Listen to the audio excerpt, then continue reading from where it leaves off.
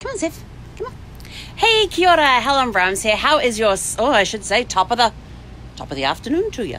How's your St. Patrick's? How's your St. Patrick's Day going? You're having trouble talk today. I don't know. Maybe it's the Irish in me coming out. I don't know. But I do have Irish in me, so I can quite happily claim that I'm Irish.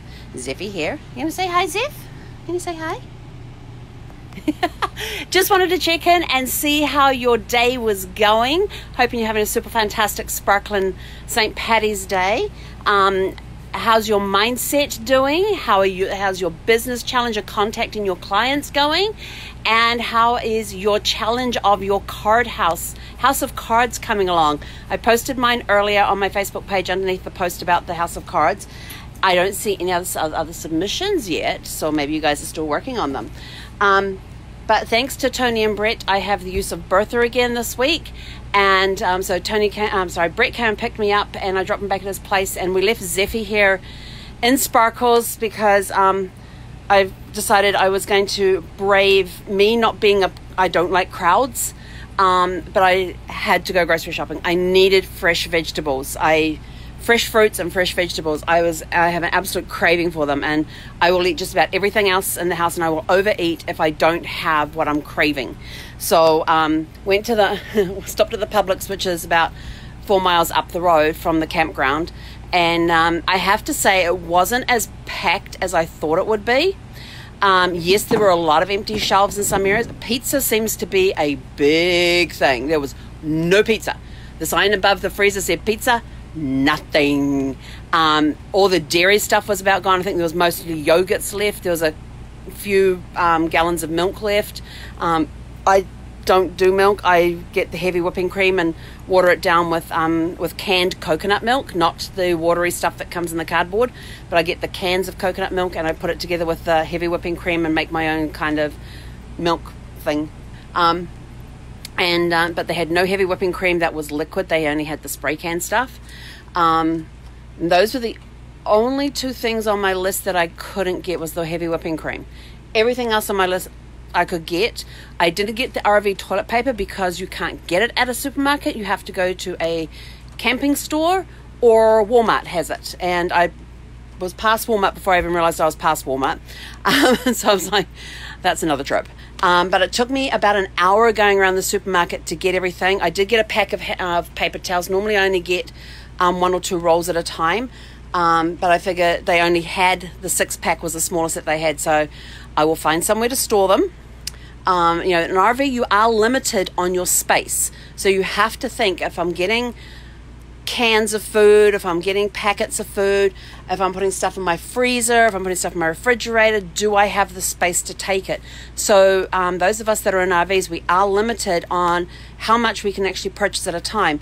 And I haven't been to a grocery store when did I last do a grocery shop?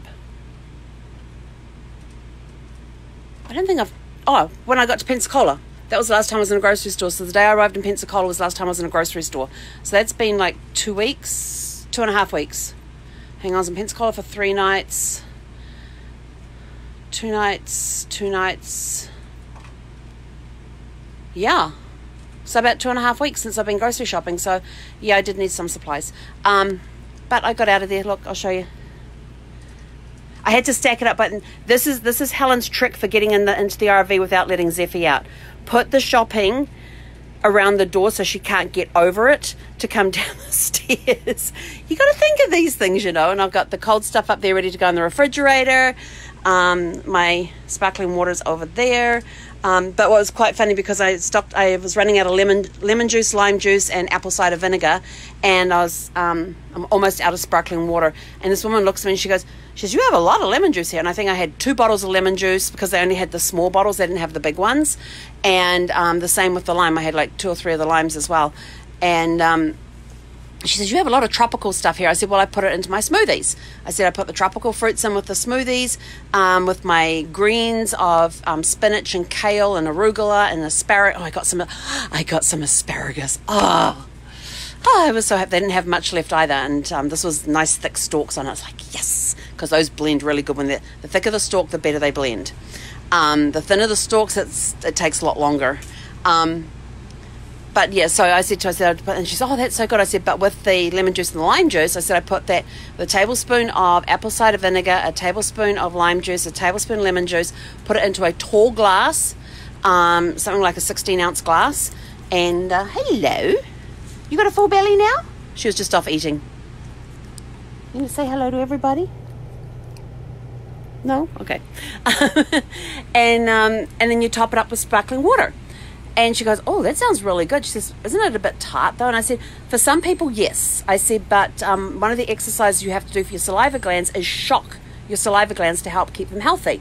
And this is the way of doing it. I said, some people will put like a couple of drops of lemon, of honey or agave into there just to sweeten it a little bit. I said, I don't, because I had a bad saliva gland infection last year and learnt the hard way that it could have cost me my life. So now I drink this every day to shock my saliva glands and keep them exercised. So it did take me just over an hour, but then it's a brand new supermarket, never been in it before.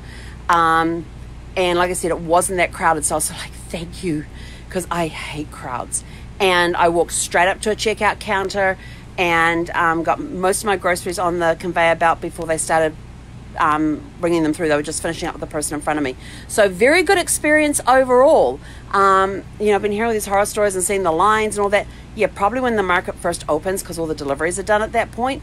And I was in the bread aisle and I managed to find a whole wheat, and there was a whole wheat and a mixed grain that I don't remember what brand it was, but it didn't have any fructose in it. Didn't have the added sugars and all of that sort of stuff, but there was a whole bunch of Wonder Bread. And this woman, and it's like, put these 2 loaves, they were the last 2 loaves of each of the ones left. I put them in my cart and I'm walking down, she looks down at the Wonder Bread and goes, oh, they've had a shipment come in. And I'm like, go have it. I'm just like, yes, they have, and walked on. But around the market, there was a few people in there, not what I would consider a normal shopping day for crowds in a supermarket. And I only saw 3 people with masks on. Everybody else was out there. But as you walked up to the market and went to get the shopping cart, there was a guy there who was actually cleaning the carts. And he said, oh, don't take these ones. Those ones over there have been cleaned. So he was actually cleaning. And what amazed me is there was a few people before me that went up, and everybody, as they walked past them, said, thank you for cleaning them. Thank you for cleaning them. Thank you for cleaning them.